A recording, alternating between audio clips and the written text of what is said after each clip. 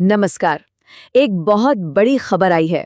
भारत सरकार ने 8वें वेतन आयोग को हरी झंडी दे दी है।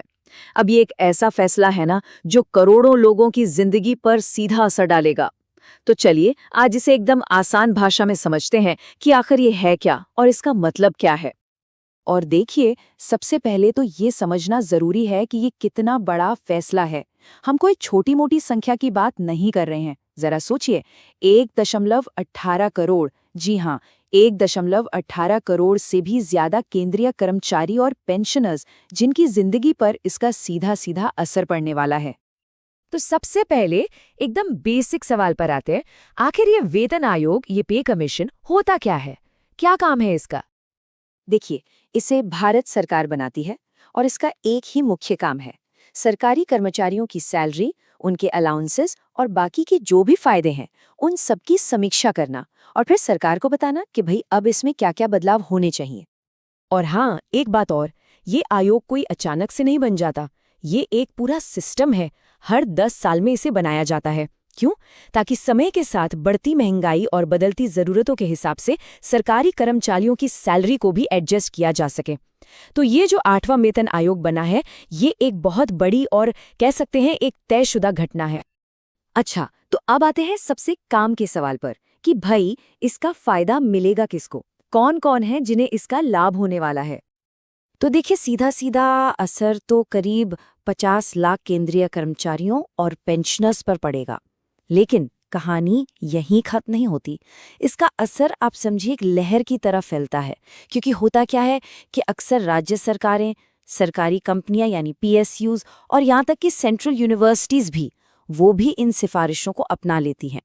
तो जो प्रभावित होने वालों की संख्या है वो कहीं ज्यादा हो जाती है।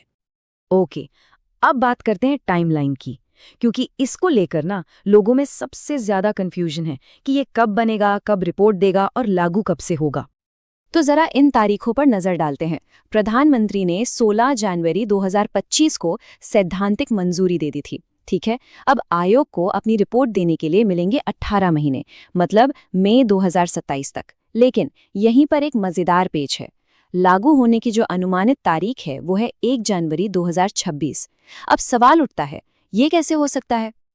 यही तो सबसे बड़ा सवाल है कि भाई अगर रिपोर्ट आएगी मई 2027 में, तो इसे जनवरी 2026 से लागू कैसे किया जा सकता है? मतलब ये सुनने में थोड़ा उल्टा नहीं लग रहा? बिल्कुल लग रहा है। तो इसका जवाब छिपा है एक शब्द में, अंतरिम रिपोर्ट। अधिकारियों का यही कहना है कि लागू होने की जो पक्की तारीख है ना, वो इसी अंतरिम रिपोर्ट में आएगी। और ज्यादातर उम्मीद यही है कि ये तारीख 1 जनवरी 2026 ही होगी। अब इसका मतलब क्या हुआ?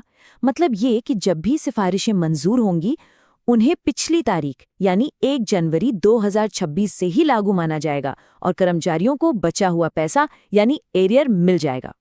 चलिए, तो अब टाइमलाइन का कंफ्यूजन तो दूर हो गया। तो अब आगे बढ़ते हैं और ये समझते हैं कि आखिर ये आयोग काम कैसे करेगा, इसकी पूरी प्रोसेस क्या है। तो इस बहुत ही महत्वपूर्ण आयोग की जो कमान है वो जस्टिस रंजना प्रकाश देसाई के हाथों में है। वो प्रेस काउंसिल ऑफ इंडिया की चेयरपर्सन भी रह चुकी हैं। तो उन्हीं की अध्यक्षता में ये पूरा आयोग अपना काम करेगा। अब देखिए, आयोग की जो प्रोसेस है वो कई स्टेप्स में बटी हुई है। सबसे पहले ये सबसे डिटेल में बातचीत करता है, सबसे मिलता है। फिर जो भी डेटा और जानकारी मिलती है उसका एनालिसिस होता है। इसके बाद सिफारिशों का एक ड्राफ्ट तैयार किया जाता है और फिर आखिर में फाइनल रिपोर्ट सरकार को सौंप दी जाती है। और पता है, इस पूरी प्रोसेस का सबसे दिलचस्प हिस्सा क्या है? वो है सलाह मशवरा। ये आयोग सिर्फ बंद कमरों में बैठकर फैसले नहीं लेता। ये रक्षा, गृह, रेलवे जैसे बड़े बड़े मंत्रालयों से बात करता है, राज्य सरकारों से बात करता है और सबसे जरूरी, जेसीएम के जरिए सभी कर्मचारी यूनियनों और फेडरेशनों से भी बात करता है, ताकि हर किसी की बात सुनी जा सके, हर पक्ष को समझा जा सके। तो अब आते हैं आखिरी और शायद सबसे जरूरी सवाल पर कि आखिर ये फैसला सिर्फ सरकारी कर्मचारियों के लिए ही क्यों जरूरी नहीं है, बल्कि ये पूरे देश के लिए क्यों मायने रखता है। इसे ना एक सिक्के के दो पहलुओं की तरह समझना होगा। एक तरफ तो ये अच्छा है। कैसे? जब करोड़ों कर्मचारियों की सैलरी बढ़ेगी तो जाहिर है वो ज्यादा खर्च करेंगे, इससे बाजार में डिमांड बढ़ेगी और इकोनॉमी को एक पुश मिलेगा। लेकिन सिक्के का दूसरा पहलू भी है। इसका सीधा असर पड़ेगा सरकारी खजाने पर।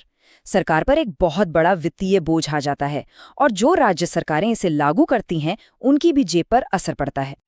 अच्छा, इसे समझने के लिए जरा पिछला यानी 7वां वेतन आयोग देखते हैं। वो 1 जनवरी 2016 से लागू हुआ था। तब सैलरी में करीब 23.55% की बढ़ोतरी हुई थी और सरकार पर हर साल 1.02 लाख करोड़ रुपए का एक्स्ट्रा बोझ पड़ा था। तो इस आंकड़े से ये अंदाजा लगाया जा सकता है कि 8वें वेतन आयोग का असर कितना बड़ा हो सकता है। और हाँ, एक आखिरी लेकिन बहुत ही जरूरी बात, ये जो आयोग सिफारिशें देता है ना, वो सरकार के लिए सिर्फ एक सलाह होती है, कोई कानून नहीं।